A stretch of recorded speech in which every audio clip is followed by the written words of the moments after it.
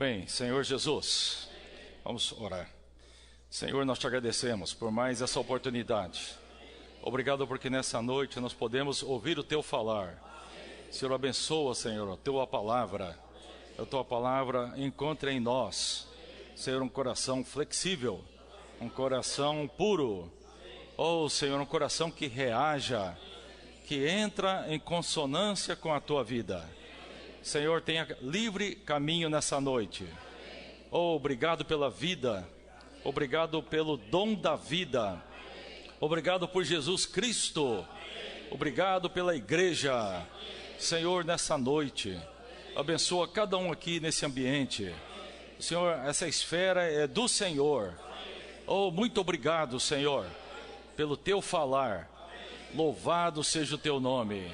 Aleluia. Amém. Irmãos, prestem atenção, é um pequeno vídeo de 1 minuto.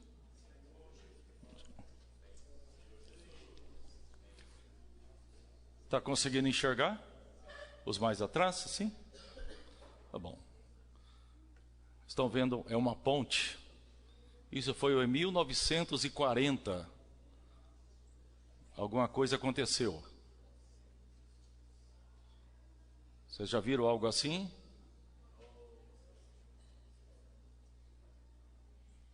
Uma ponte. Está ventando muito. Uhum. O trânsito está livre. Oh, de repente, cedeu.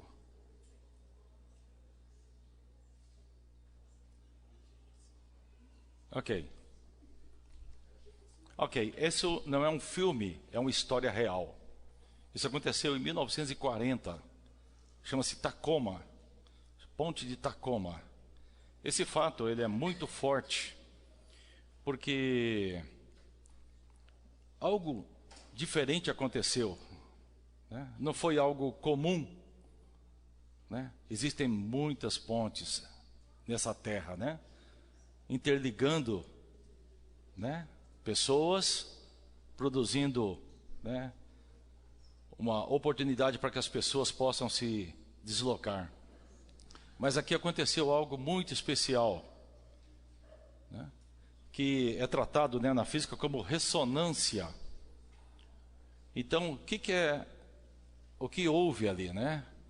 Houve uma frequência do vento que combinou com a frequência da ponte. Algo tão difícil, né, de acontecer. Já aconteceram em outras situações também. Às vezes você vê subir o nível da água e derrubar a ponte, né? Às vezes você vê isso aqui não é uma pinguela, né? Uma pinguela você vai atravessar. Sabe o que é pinguela, né? Ou não? Você vai atravessar, você balança ali, né? Você vai aqui no Andes, né, na América do Sul, tem muitas travessias de pontes que ficam balançando. Mas aqui é uma estrutura imensa, uma ponte gigantesca. Mas mesmo com toda essa estrutura, né, firme, sólida, bem calculada, bem dimensionada, houve um trabalhar ali com o vento. E o vento é algo invisível. Ninguém consegue ver o vento, mas você consegue senti-lo, né? E ali o vento estava intenso, e ele tinha uma frequência. E quando ele tocou naquele canal onde estava essa ponte, a ponte entrou na frequência do vento. E toda aquela estrutura, por mais intensa que ela pudesse, a rigidez, né, que ela pudesse sustentar, comportar carregar suportar toneladas de peso sobre ela, ela não resistiu à força do vento. Mas eles se tornaram um. Coisa interessante, né? Algo invisível tocar em algo material e eles se tornarem um. Houve uma sincronia, né? Houve uma sincronia. É como que você está tocando, né, um violão, né? E as cordas, elas estão na mesma sintonia, há uma sintonia. Então nós vemos que o que pode gerar, né, algo físico, né? Algo físico pode gerar uma catástrofe. Mas ali nós aprendemos uma lição muito forte, que havia um povo no Velho Testamento que Deus escolheu para ser o seu povo. E esse povo foi totalmente separado para Deus. Em Abraão, né, houve uma separação. Abraão foi chamado para fora do mundo, para que pudesse servir a Deus. Um Deus que ele não conhecia, um Deus que ele não tinha conhecimento por terceiros, mas um Deus que veio e falou com ele. Então no livro de Gênesis fala que Deus apareceu para Abraão. E quando Deus apareceu para Abraão, nós vamos aqui no livro de Gênesis, né? Vamos lá. Senhor Jesus. Vamos ver a primeira aparição, né? Oh Senhor Jesus. Capítulo 12 de Gênesis. Fala assim, versículo 1. Ora, disse o Senhor a Abrão: sai da tua terra, da tua parentela e da casa de teu pai, e vai para a terra que te mostrarei. De ti farei uma grande nação, te abençoarei e te engrandecerei o nome. Sê tu uma bênção. 3. Abençoarei os que te e amaldiçoarei os que te.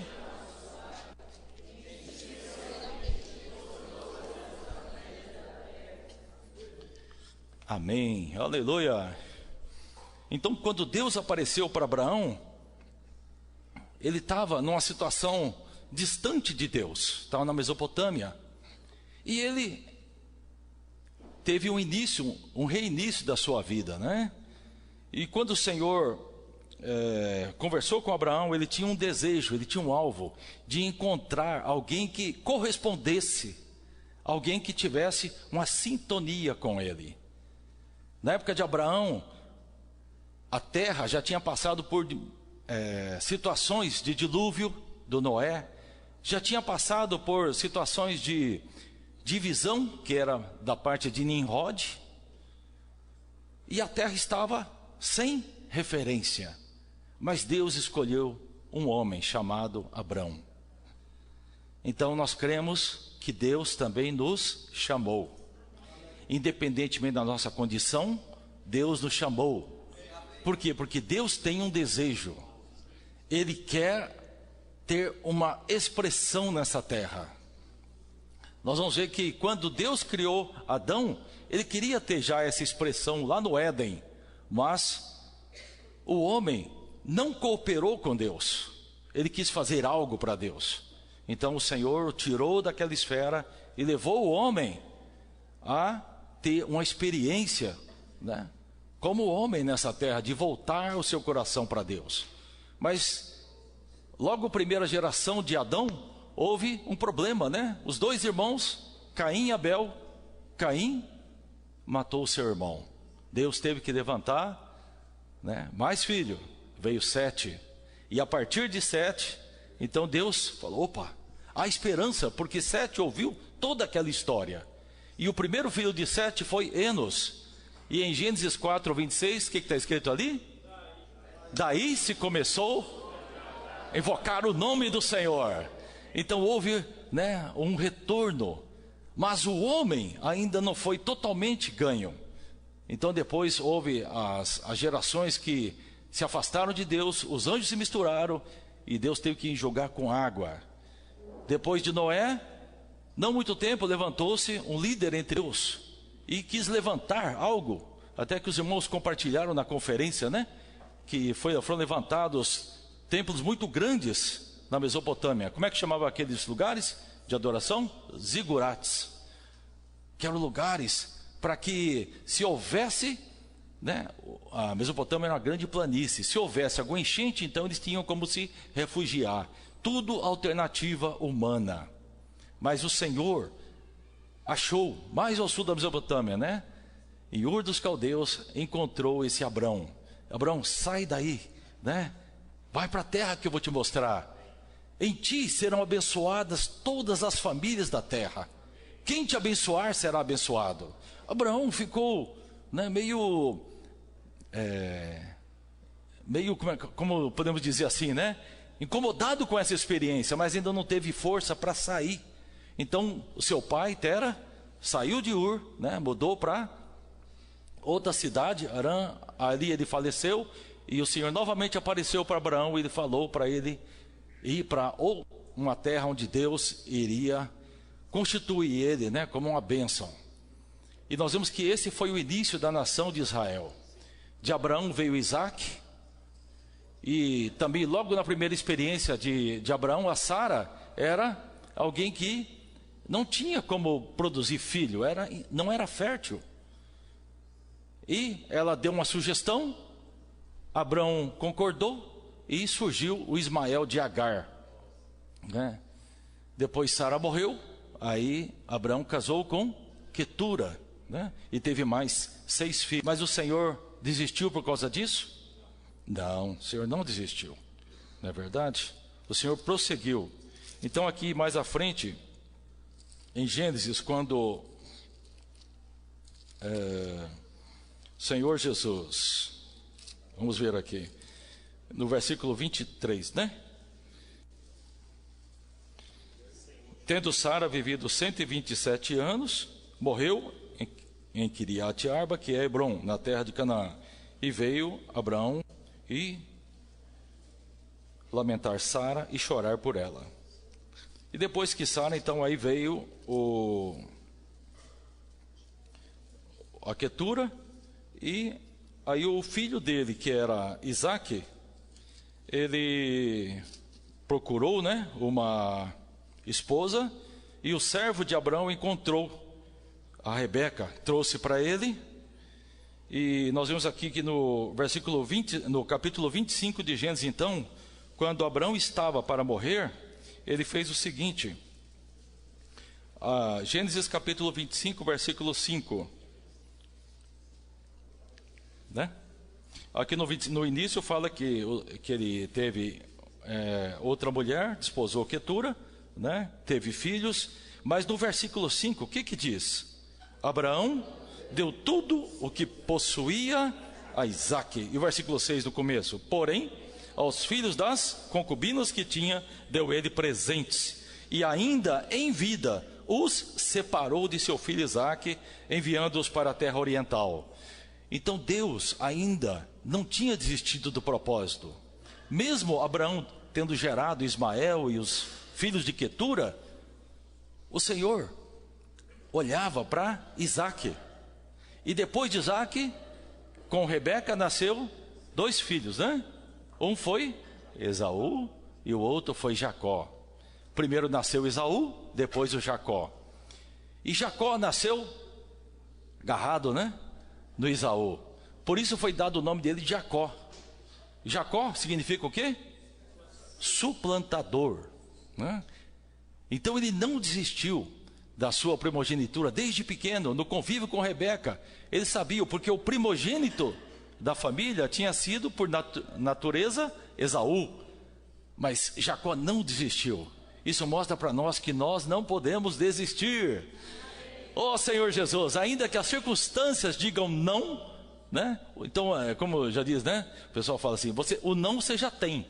Eu vou correr atrás do sim. Né? O não, muitas vezes nós já temos. Quando você vai pregar o evangelho, né? O não você já tem, mas nós vamos atrás do sim, né? Você aceita o Senhor na sua vida? Sim.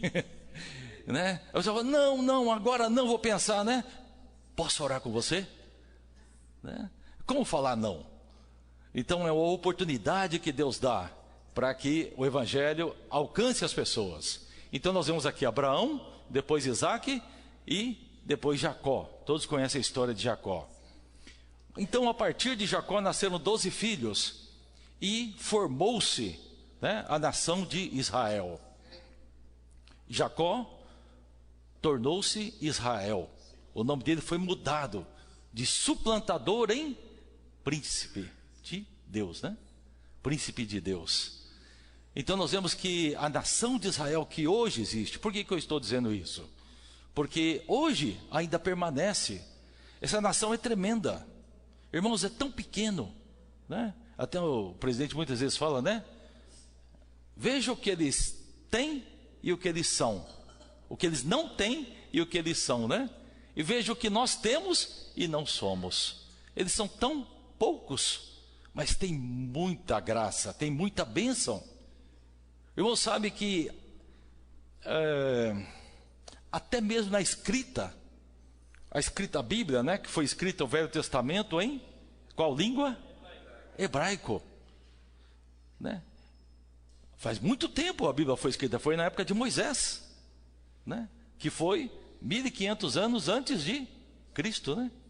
1500 anos antes de Cristo foi a época de Moisés. E hoje nós estamos 2000, digamos assim, depois de Cristo, né? Quantos anos se passaram? 3.500 anos. Mas se você pega hoje a letra que foi escrita há 3.500 anos atrás, hoje você consegue ler ainda a mesma maneira. Irmãos, não existe nenhum povo na terra semelhante ao povo de Israel. Isso só um aspecto, porque as nações que se levantaram, os impérios, Império Meda, Persa, né? Império até mesmo daqueles dos lutadores, Esparta, né? Grego. Como falar isso, né? Que existe hoje. Mas Israel está ali, né? Aquela pequeno rebanho, ele continua ali desfrutando do Senhor. Mas eles nem sempre foram abertos a Deus. Eles creem no Deus único, mas havia sempre uma dificuldade com relação à pessoa de Deus, porque eles tinham sempre o desejo de sinais. Eles foram treinados a viver na base de sinais.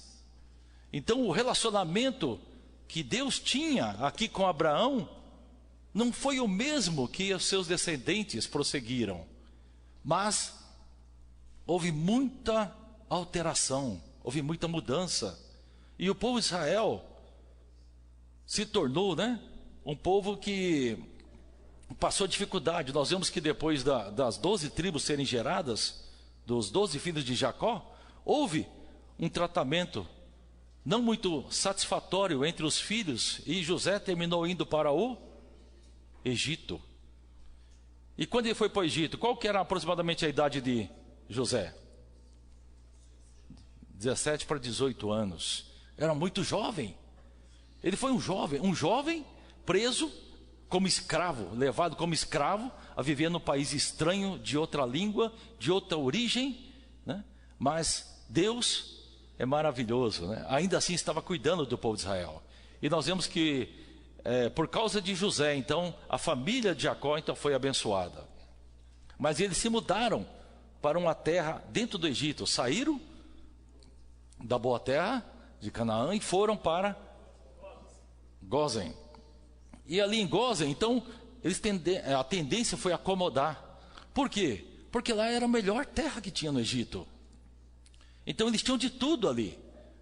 Mas levantou-se, como o Senhor é tremendo, né? Levantou-se um faraó que não conhecia o José. E não conhecia. E aí ele começou a perseguir. Esse povo, ele pode trazer problema para nós. Vai que alguém queira nos atacar e ele se alie, né? Fique aliado desse povo e aí vai nos combater. Então o que nós vamos fazer? Vamos dar serviço para eles. E aí o povo de Israel começou a trabalhar para edificar o reino de Faraó. Levantaram 2 cidades, né? Pitom e Ramsés.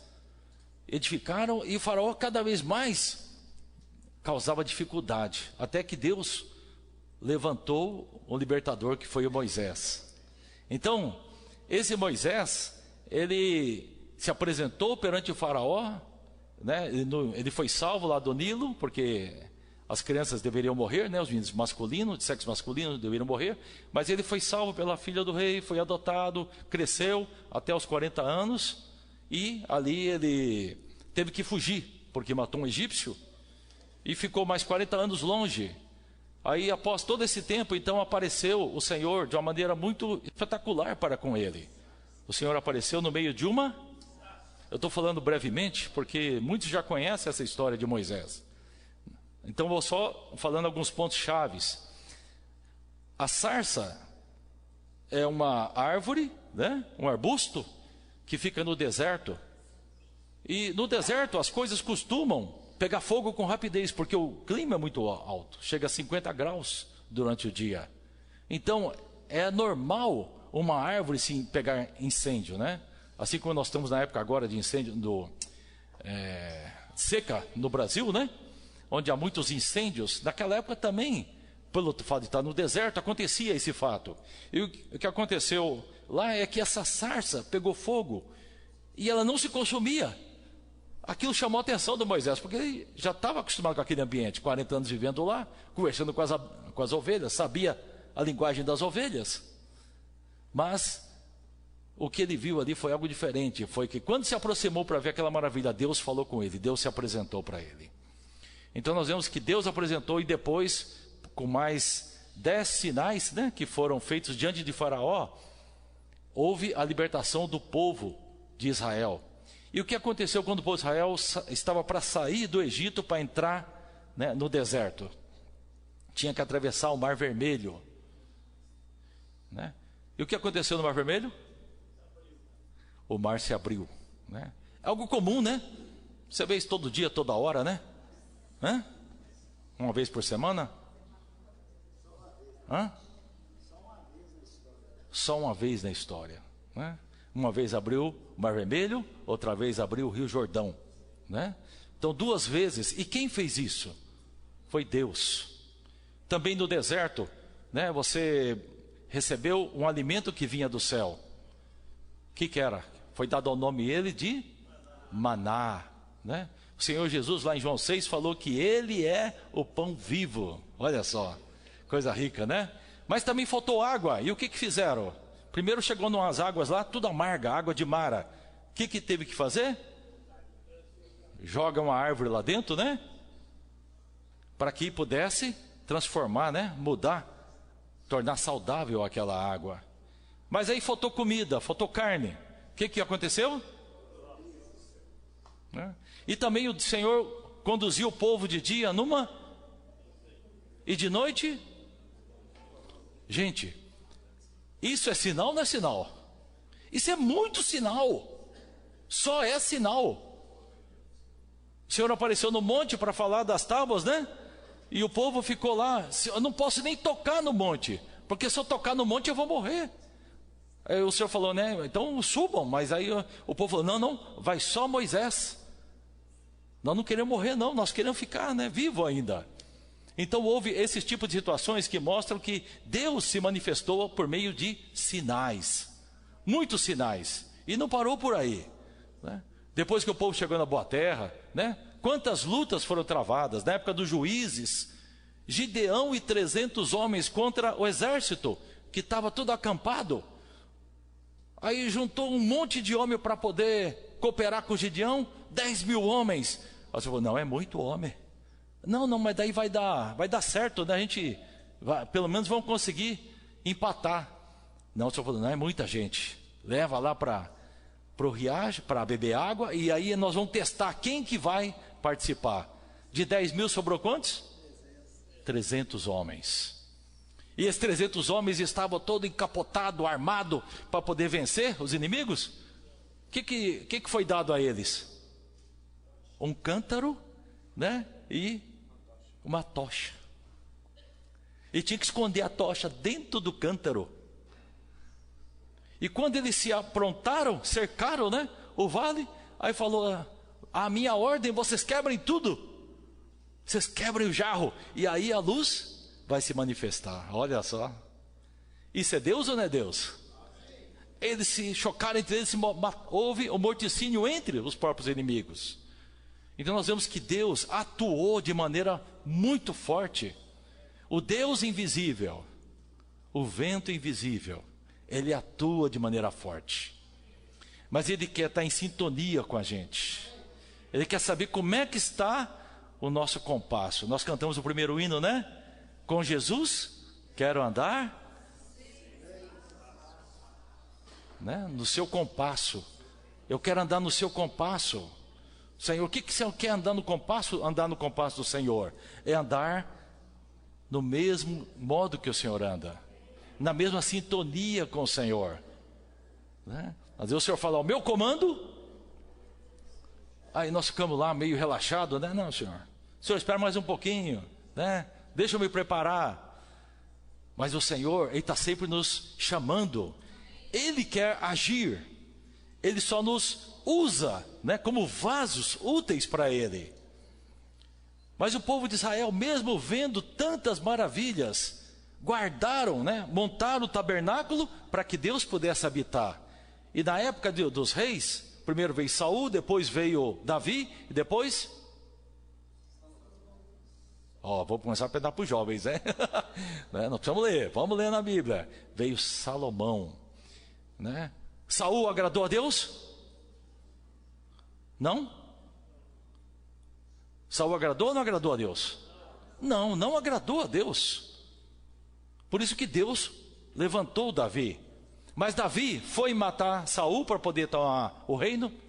Não, ele não fez isso. Ele aguardou o tempo em que Deus iria confirmá-lo como rei. E mesmo depois de Saul morto, ainda teve o filho dele, Mefibosete, né, que ficou algum tempo ainda lutando contra Davi. Não foi de imediato. Mas quando Davi veio, ele era um guerreiro, um lutador. E ele venceu muitas batalhas. E, por vencer, então derramou muito sangue. E também cometeu transgressões. Levantou censo, teve relação lá com a Betseba, né? Então ele não foi adequado. Aí o Senhor falou, então você pode ajuntar material. Porque Davi tinha algo no coração dele. Gente, eu tenho tanta coisa aqui, tanta riqueza, e o meu Deus não tem nem lugar para ficar nessa terra. Eu preciso de uma casa para edificar para o Senhor. Mas por causa da condição dele, então isso mostra que Deus quer nos usar, mas nós precisamos dar condição para o Senhor. O Senhor quer te usar, né? Jovem, né? Deus quer usar os de meia idade, os mais velhos. Deus quer nos usar, mas nós precisamos estar em condições adequadas. É porque Deus vai nos rejeitar? De maneira alguma. Mas nós precisamos conservar-nos adequados para o Senhor poder nos usar. Porque Deus teve que usar o filho de Davi, Salomão. Davi teve mais filhos? Davi teve mais 17 filhos. Mas Salomão foi o escolhido. E Salomão, no seu primeiro ato, o que ele pediu? Sabedoria. Isso, ele pediu sabedoria. Aí que está o ponto. Não a sabedoria secular. Não a manobra humana, mas algo que vem de Deus, né? Então nós vimos na semana passada que existem duas classes de pessoas que Paulo está tratando aqui em Coríntios. Uma são os gregos e outra são os judeus. Os gregos buscam sabedoria e os judeus buscam... O que nós estamos buscando hoje? Sabedoria ou sinais? Amém. Oh Senhor Jesus. O que nós estamos buscando hoje, santos? Oh Senhor Jesus. Vamos lá para Filipenses capítulo 3. Vamos lá. Filipenses capítulo 3, versículos de 8 a 10. Novo Testamento. Aqui depois de Gálatas, Efésios. Filipenses capítulo 3. Vamos lá. Oh Senhor Jesus. Vamos levantar e ler? 3 de 8 a 10. Leia e ora lê esses versículos. Vamos lá. Senhor Jesus, sim, deveras, considero tudo como perda, por causa da sublimidade do conhecimento de Cristo Jesus, meu Senhor, por amor do qual perdi todas as coisas e as considero como refúgio para ganhar Cristo e ser achado nele, não tendo justiça própria, senão mediante a fé em Cristo. A justiça que procede de Deus, baseada na fé. O 10. Para o conhecer e o poder da sua ressurreição e a comunhão dos seus sofrimentos, conformando-me com ele na sua morte. Vamos orar, ler? Esses versículos são muito ricos. Sim, deveras, considero tudo como perda. Considero tudo como perda. Senhor Jesus, por causa da sublimidade do conhecimento de Cristo Jesus. Oh Senhor Jesus. Oh Senhor Jesus. Meu Senhor, por amor do qual perdi todas as coisas e as considero como refúgio para ganhar a Cristo. Oh Senhor Jesus. Oh Senhor Jesus. A justiça que procede de Deus, baseada na fé, para o conhecer e o poder da sua ressurreição, a comunhão dos sofrimentos, conformando-me com ele na sua morte. Oh Senhor Jesus. Oh Senhor Jesus. Oh Senhor Jesus. Para o conhecer. Oh Senhor Jesus. Amém. Sim. Aleluia. Amém. Aqui ainda em Coríntios, eu vou citando mais rápido, né?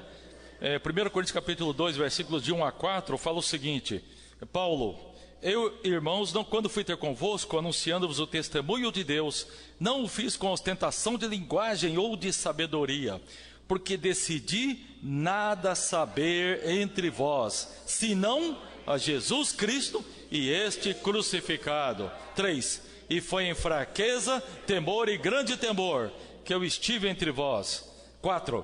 A minha palavra e a minha pregação não consistiram em linguagem persuasiva de sabedoria, mas em demonstração de espírito e de poder. Então nós vemos que o Senhor, ele é diferente da sabedoria, né, citada pelos gregos.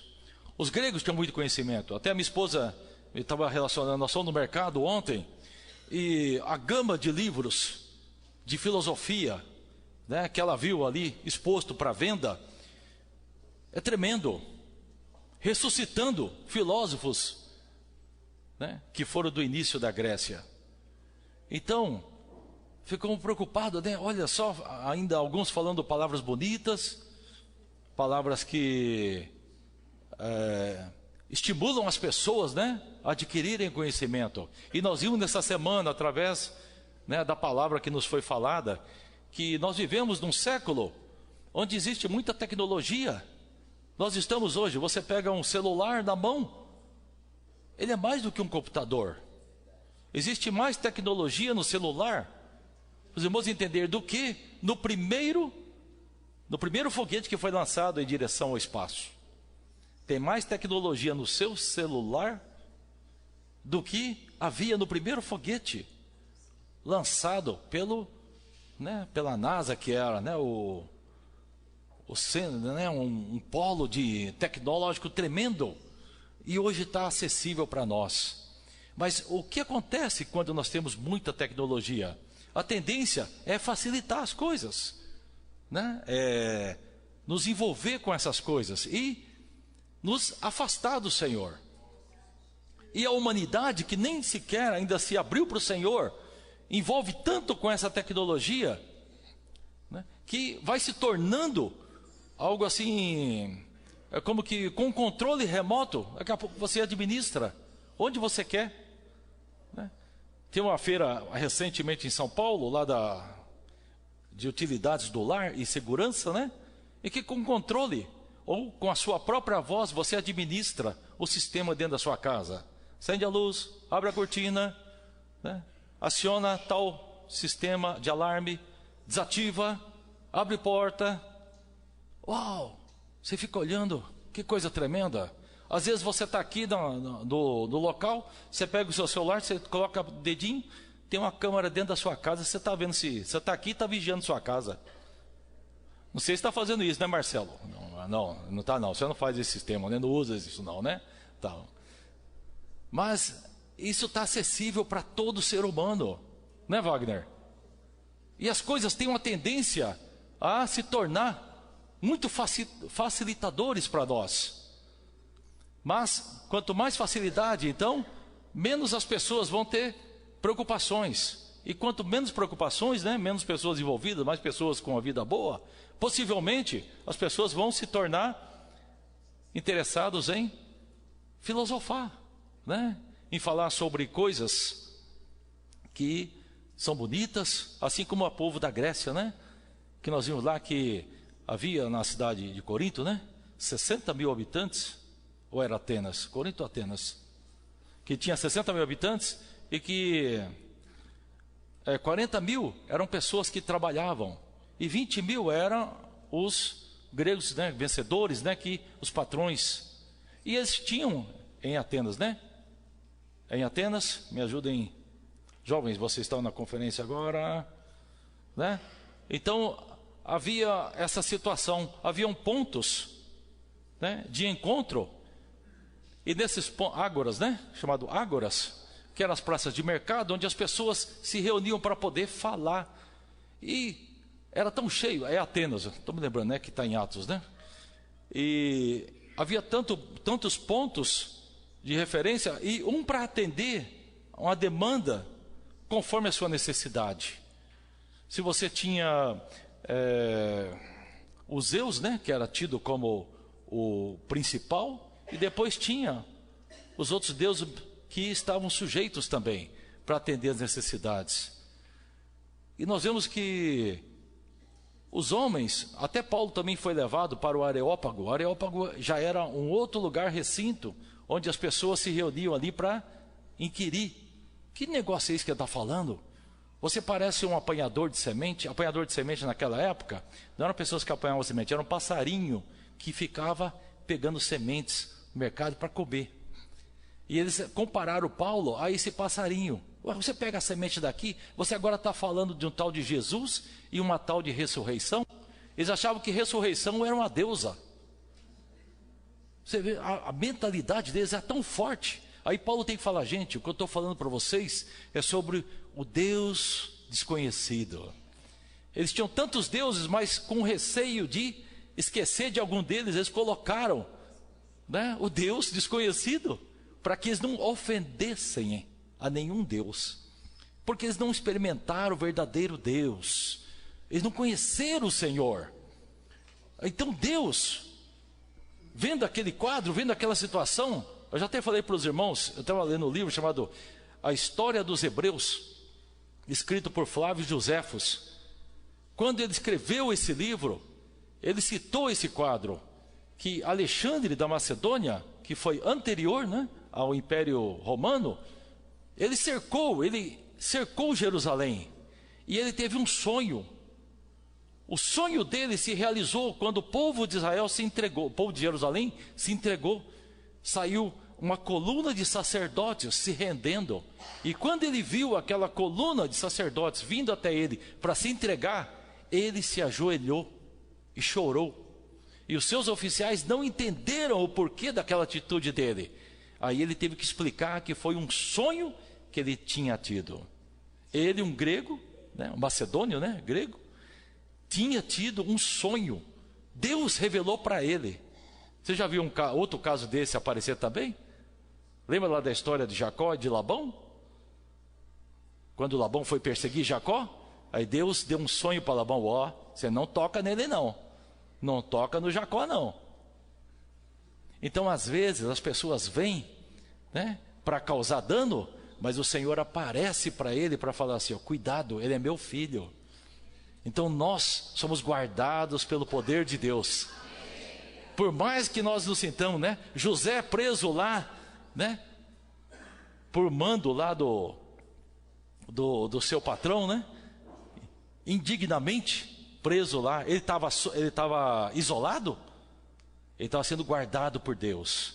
Depois, mais tarde, ele ganhou a revelação. Eu tive que passar por todo o sofrimento para que a família dele fosse salva. 75 pessoas. Então Deus tem uma sabedoria que extrapola o entendimento humano, vai além. A sabedoria do grego, ela consegue, né, explicar coisas elementares, mas a sabedoria de Deus, ela é maravilhosa, porque o resultado dela é vida.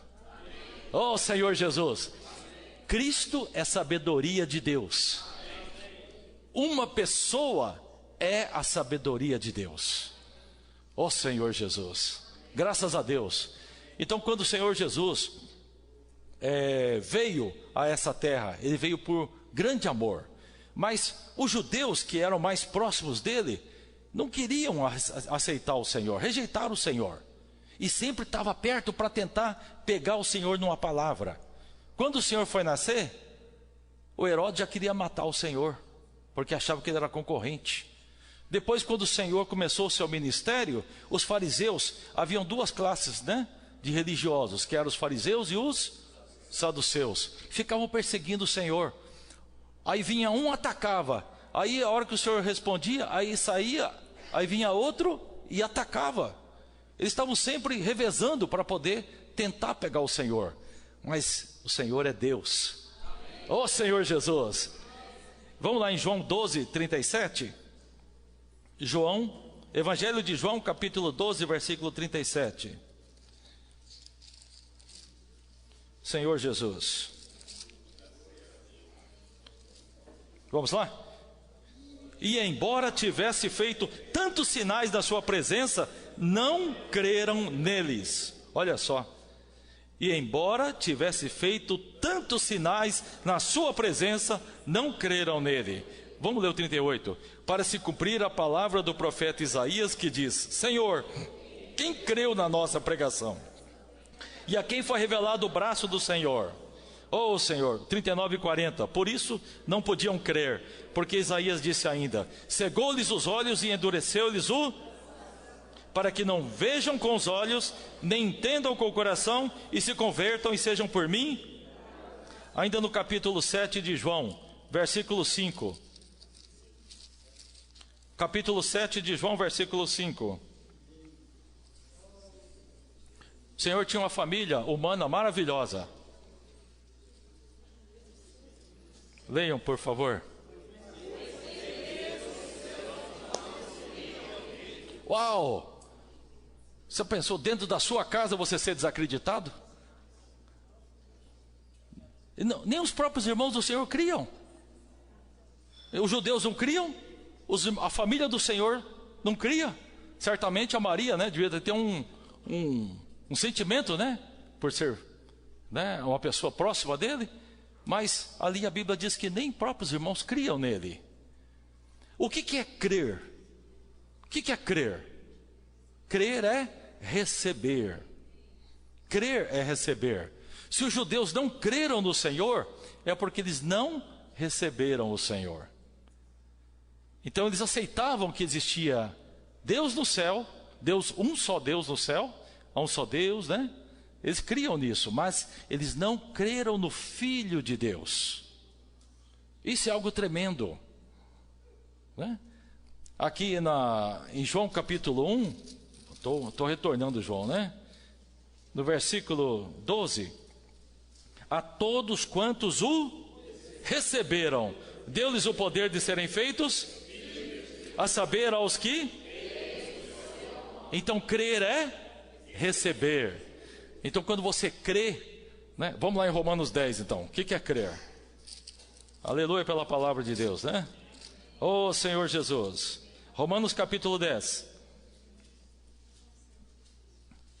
versículo 9. Eu vou dizer: se com a tua boca confessares Jesus como Senhor, e em teu coração creres que Deus o ressuscitou, serás...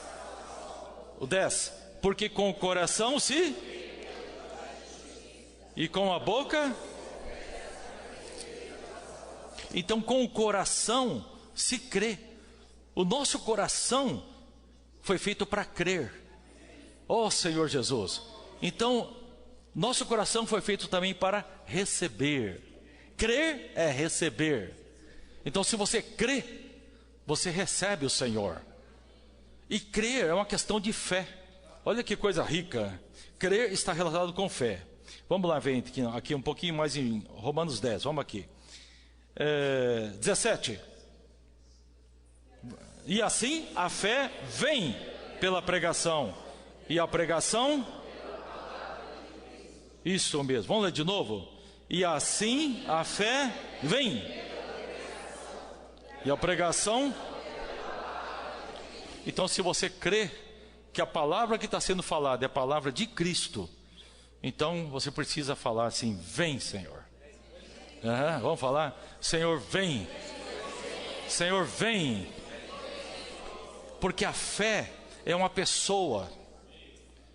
Nós temos a habilidade de crer, abrir o nosso coração, mas a fé é a pessoa do Senhor. Então, quando nós abrimos o coração, a fé vem. Isso é coisa maravilhosa, né? A fé vem, olha só, né? Ela podia ser, não, ela sai, né? A fé vai sair de mim. Não, a fé ela vem para você. Nessa noite a fé vem para você. Ó Senhor Jesus. Então esse é o maior sinal que Deus pode dar, é a fé, né? Às vezes a gente quer buscar no Senhor algo, né? Algo milagre. O Senhor fez quantas multiplicações de pães? Quantas vezes o Senhor multiplicou pão? Para quantas pessoas o Senhor multiplicou? O Senhor fez 2 multiplicações de pão, né? Multiplicou para 2 vezes, para uma multidão, né? Alimentou as pessoas, curou. Quantas pessoas o Senhor curou? Quantas pessoas? Quantos receberam a visão? Quantos foram curados pelo Senhor, né? Então o Senhor é maravilhoso. Eu estava vendo, até na hora que o Senhor estava para ir para a cruz, um discípulo chegado no Senhor, o Pedro, pegou uma espada e cortou a orelha. Eu fiquei pensando, gente, esse soldado deve ter gritado de dor. Parece que o Senhor não deu nem tempo dele gritar, né? Porque pegou a orelha e já colocou de volta. Que é isso? Isso é um milagre? Como é que cirurgia é essa? Sem anestesia, sem ponto. O Senhor já que cola mais que Super Bonder, né? Super Bonder, se você colar, ele não dá passagem. E ali teve que voltar a ligação, né? Para que pudesse ter vida, o órgão voltar ao corpo. Que é isso? Então a gente às vezes espera muitas coisas do Senhor. O maior milagre é Deus dentro de nós. Ó Senhor Jesus! Esse é o maior sinal, né? Você tem a marca da promessa, tem a marca de Deus, Senhor Jesus. Por isso que ainda, né, que todo o avanço tecnológico dessa era possa tentar nos abafar, né? Ele tenta nos abafar. Nós temos que voltar o nosso coração para o Senhor. E a cada dia você confessa: Senhor, hoje ainda creio em Ti. Senhor, ainda nessa noite eu creio em Ti. Senhor, ainda nesse respirar eu estou crendo em Ti. Há adversidade, há dificuldade, mas Senhor, ainda eu creio em Ti. Então isso é que vai nos renovar diante do Senhor. Isso é que vai nos levar a ter um viver, né, de levar esse Deus para as pessoas. Aí quando nós contatamos as pessoas, né, quando você vai orar por uma pessoa, é Deus orando por ela em você. Creia nisso. Não é o seu poder natural que está sendo usado ali. Você se dispôs como um vaso e Deus te abençoou. As suas palavras são as palavras de Deus. Quando você abre a sua casa para receber os irmãos, está recebendo Deus na sua casa. Está sendo abençoado pela presença dos santos. Irmãos, isso é maravilhoso. Olha que situação. Os gregos, eles vão ficar analisando pela eternidade. Não vão conseguir uma resposta. Ó Senhor Jesus. Os judeus vão ficar buscando sinais a vida toda. E quantos os sinais o Senhor tem feito, né? Quantos testemunhos, né, da comportagem dinâmica? Pessoas estão recebendo a oração pelo falar Deus para dentro delas. Irmãos, isso é algo maravilhoso. O Senhor possa nos dar graça e nos encorajar realmente a prosseguir, né? Nesse caminhar, ver que vale a pena servir o Senhor. Oh, Senhor Jesus. Senhor Jesus. Eu ainda queria ler 1 Coríntios capítulo 2, né? Nós já lemos, né? Falava de Cristo. Senhor Jesus. João capítulo 6, versículos 28 a 30. Evangelho de João, capítulo 6, versículos 28 a 30.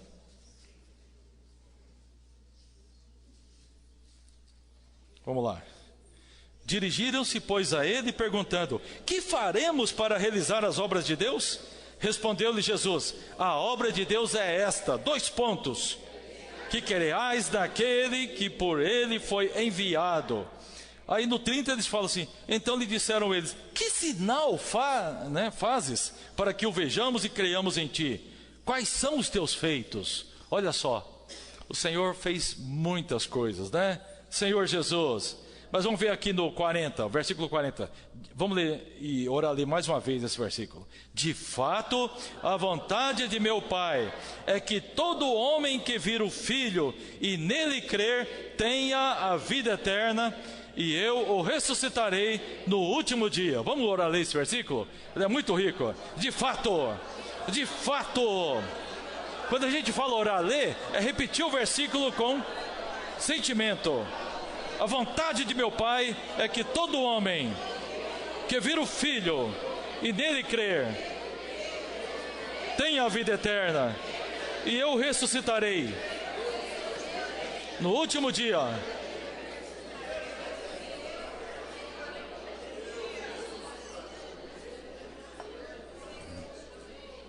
Eu fui abrindo muitos parênteses, né, e não consegui fechar todos, né? Mas existe uma relação muito grande entre aquilo que foi passado. Essa primeira mensagem, filme que vocês viram, esse pequeno curto, né? Quem não tinha visto ainda nenhuma vez, levanta a mão. Quem não tinha visto? Quem não tinha visto? Né? Então, 1/3 talvez não tivesse visto, né? Então, inicialmente, você fica meio chocado, não fica? Devido ao impacto, não é verdade? Isso aqui aconteceu em 1940. Muitos fatos aconteceram nessa terra que nos impactam e que ficaram registrados, né? Você pega, são coisas, mas esse fato foi algo sobrenatural, né? E isso mostra que nós temos condições de andar em sintonia com Deus. Veja como se nós fôssemos um rádio, né? Um rádio. Hoje, acho que a geração de hoje sabe o que é rádio? Não sei, né? Ribeirinho, você sabe? É rádio? É, mais ou menos, né? Sabe o que é dial? Dial. Mais ou menos, né? Então, nós éramos como um rádio, né? Jogado na lama. Sabe, jogado na lama, um copo, né? Um rádio estragado. Mas o Senhor, Ele nos deu a oportunidade de novamente ser restaurado, né? E também, não somente nos restaurou para funcionar, mas também está nos colocando na sua frequência. Então, para aqueles que estudam, né, mais ciência mais de perto, aí tem a teoria das cordas, né? Que foi as últimas modas aí. Tem sempre da física, né? Tem os que aplicam a última moda aí, tem a teoria das cordas. Mas para nós, seres humanos normais, que não vão muito atrás, né, desses estudos, nós sabemos que o resultado dessa sintonia é que nós precisamos entrar na frequência de Deus. Nesses últimos dias, mais do que nunca, precisamos estar sintonizados com Deus. Você vê que uma frequência de um vento, ele produz uma frequência com tal intensidade que destruiu uma ponte daquele porte. Uma coisa tremenda. Você vê que a ponte, ela entrou na sintonia.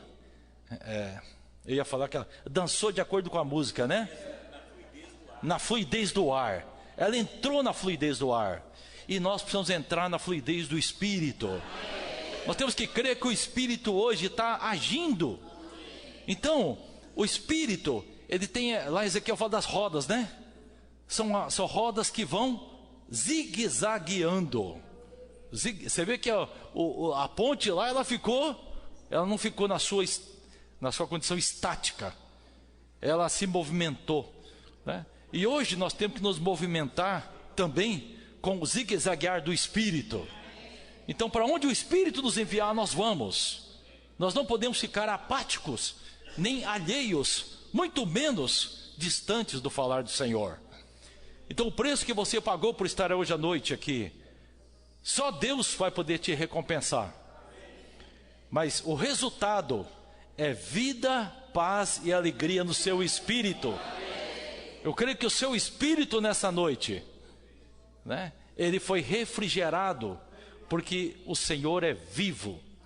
E a sua palavra é viva e eficaz. E ela é suficiente para nos restaurar. Então, o nosso encorajamento, né? Não fique buscando coisas fora de Deus. Nem coisas sinais, nem coisas conhecimentos, mas busque o Senhor como o princípio. Sempre entregue para o Senhor. Jovens que estão indo, né, para a faculdade, que já estão na faculdade, ou que no seu meio de trabalho, busquem se conservar para o Senhor, para que o Senhor possa ter caminho, né, que o Senhor possa abençoar muito, né? Vocês são luz, ó Senhor Jesus, ó Senhor Jesus. Senhor, nós te agradecemos nessa noite, agradecemos porque nós podemos receber um pouco da tua palavra. Senhor, continua nos encorajando, para que nós não venhamos a desistir, mas nós possamos prosseguir, rumo ao reino.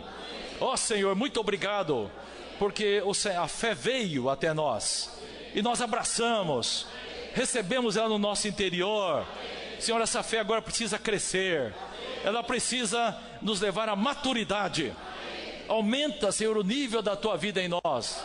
Aproveita essas oportunidades, enquanto é tempo, enquanto estamos aqui nessa terra. Senhor, aproveita essas oportunidades. Nós te agradecemos em nome de Jesus. Ó Senhor Jesus. Amém. Jesus é o Senhor.